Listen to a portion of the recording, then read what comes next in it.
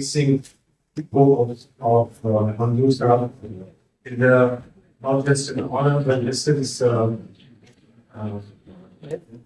really something that comes from the heart of somebody who has worked tirelessly for unity, for all people, for humanity. And I think to see the book today and to see him today together is a unique privilege, an honor, and a matter of great satisfaction. I must apologize to all of you, but I think we should go present here in front, etc. I apologize to all of you for having run my schedules into a completely unacceptable conclusion. But today, the issue was of empowering. This book is about empowering, and there could be no more greater example of need for empowering than in Bihar. And Bihar elections have been announced because the Chief Election Commissioner is sitting there. Bihar elections are concerned, have been announced, and it must be a nostalgia for you every time elections are announced. But it's a lot about empowerment. Whatever is to happen in Bihar is a lot about empowerment. Shall I say it is about the past, the present, and the future of empowerment?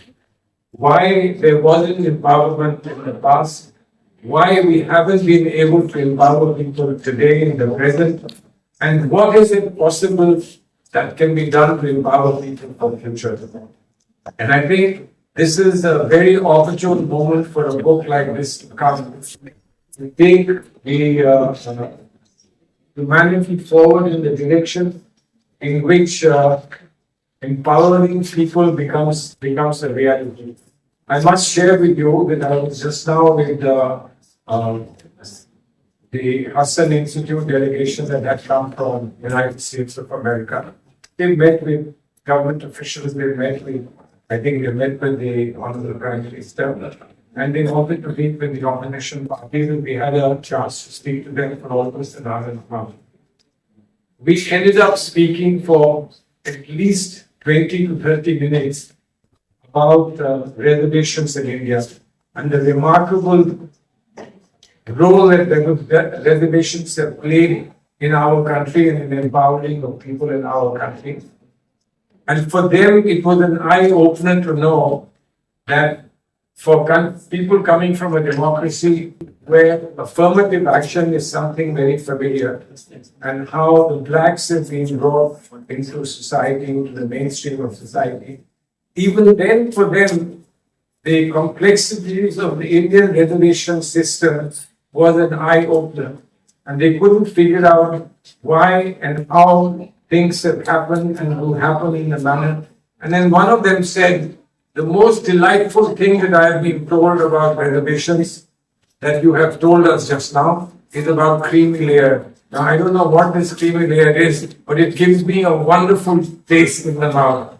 Now, you know that creamy layer is a very integral part of the idea of justice.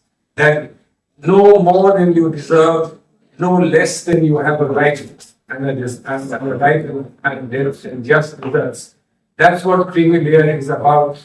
But we also know that politically, creamy layer is so difficult to implement, and to find the right level of cream layer, the right taste of the cream, as it were, is very difficult. But today, with the apology that I have come late, let me just say to you, it was important, better late than never for an event like this. I had to be here. If I had missed this event, I would have felt that I missed a very, very major moment in our collective lives. And of course, Manzoor Sahib, my personal gratitude to you, not only for this book, which will be for us all something very enlightening, but your great services for humanity and to the community.